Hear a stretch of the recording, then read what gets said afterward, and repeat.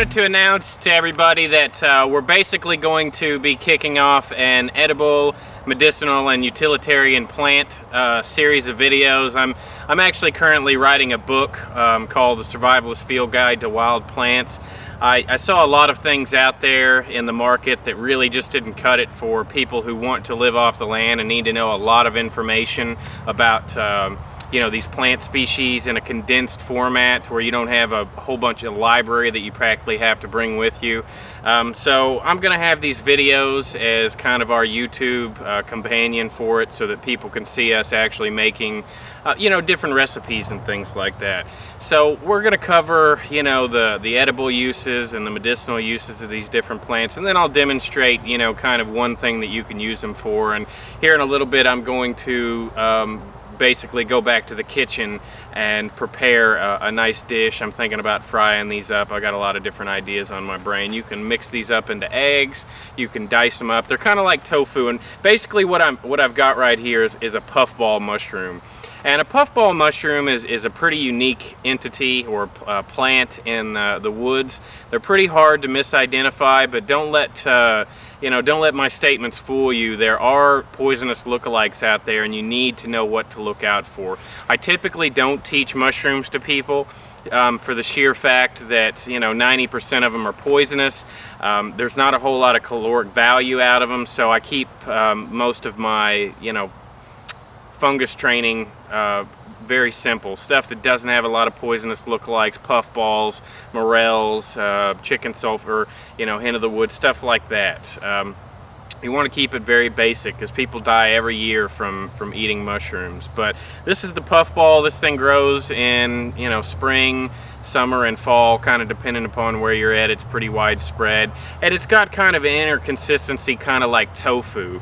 When you break this apart, it's pretty much all puffballs have kind of a leathery outer skin and then kind of a soft interior, and that's why it's pretty hard to misidentify these. Whereas other types of mushrooms have gills and stems and different plant structures that identify them as something different than the puffballs. But the main way to make sure that you've got the right species is to cut it down the middle and make sure that there's no premature growth, because there are like Amanita style mushrooms out there that are highly deadly, and if you eat them they'll kill you, so you need to double check every one. And also make sure that it's white in the middle. It's not yellow, it's not purple. There is one poisonous form of puffball mushrooms out there, and when you cut them open they are slightly purple on the inside, and they're referred to as pigskin puffballs. A little bit different outer coating. So be wary about this stuff. Double and triple check your field guides, and make sure that when you're consuming wild edible plants that you take the time to see if your system is going to react to it. Use it in small doses. That's where people get in trouble. They think that they've identified something correctly and they need a huge big dose of something that wouldn't have harmed them in small doses but was actually toxic. So that's something you need to be really mindful of. So I'm going to go pick some, whatever else I can find. I've only found one. Maybe I can find one more here in the area, and then we're going to take you back to the kitchen and show you how to prepare this thing. Alright, so I found another one. Here's the other one in comparison.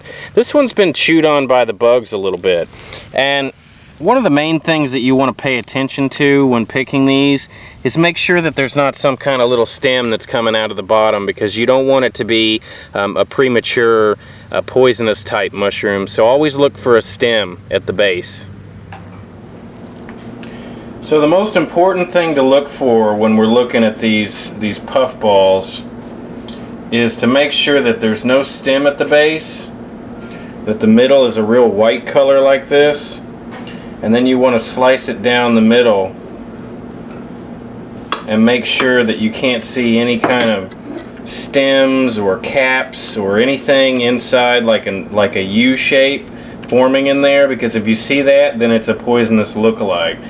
So basically all I'm going to do is quarter these up, since these are fairly small, and just taking a little bit of dirt off the base of this.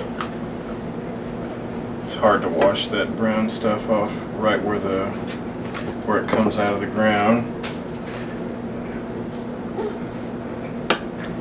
Some people have irritation with the outside lining of this, so some people will actually remove it. That's up to you whether you want to do that or not. And so I'm just going to slice this up and get it ready for the pan. Okay. So I've decided to do something kind of simple with our puffball mushrooms. I'm a big steak and mushrooms kind of guy. So basically what I'm going to do is I'm going to broil a steak. This is just like a New York strip, and got some head country seasoning that I'm going to throw on the top. And I've also got some of these crispy jalapenos, and these things are pretty tasty. I like to throw those on there, have them broil with it. And I'm just going to throw that in, and I'm going to set this in the oven. I've got it preheated, and it shouldn't take more than about 15-20 minutes to cook. And right now I've got my oil heated. And basically what I'm going to do is just set these in there. There's nothing fancy about it. Crank the heat up a little bit.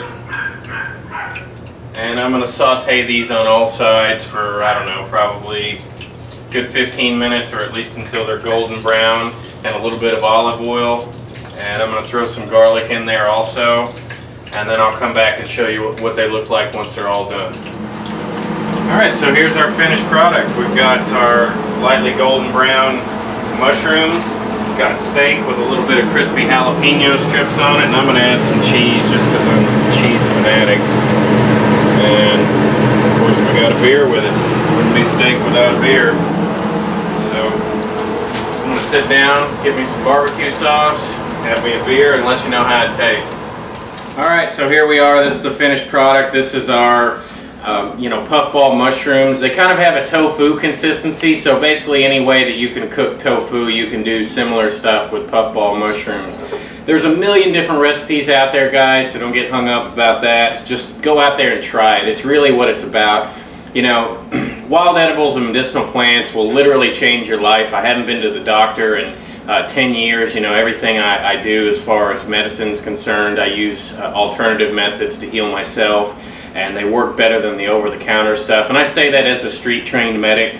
And you know, while puffballs don't have any kind of medicinal properties, they're an easy-to-get edible plant out in the woods that we can use, you know, in survival situations or just for bushcraft. You know, if you're just sitting around the camp and you need some, you know, addition to your meal to make it taste a little better, you know, this is a good source. And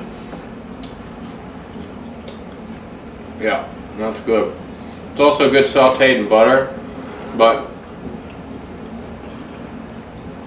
guys, you just want to remember that the most important thing is consult your field guides. Make sure that when you cut it open that there's no like forming stems or caps or anything like that, because there are poisonous lookalikes. Anytime you do anything with mushrooms, you got to be super careful. They will come back and bite you, and there's a lot of deadly stuff out there that'll put you in the grave. So just be mindful about that stuff, and go out and try these things. You know, when you're taking a walk with your dog, just pick some stuff and bring it home and cook it with you. Just check your field guides. We also have, on our website, we have a whole list of plants and how to prepare them, and plant uses guide basically. And so if you get a chance, go and check that out. And if you support what we're doing, subscribe, share, and like. That's the best way to help us out. We appreciate your viewership and your commentary. And if you've got any recipes on these, with this particular plant or this mushroom, don't hesitate to put it down there in the commentary. We appreciate that. Thanks.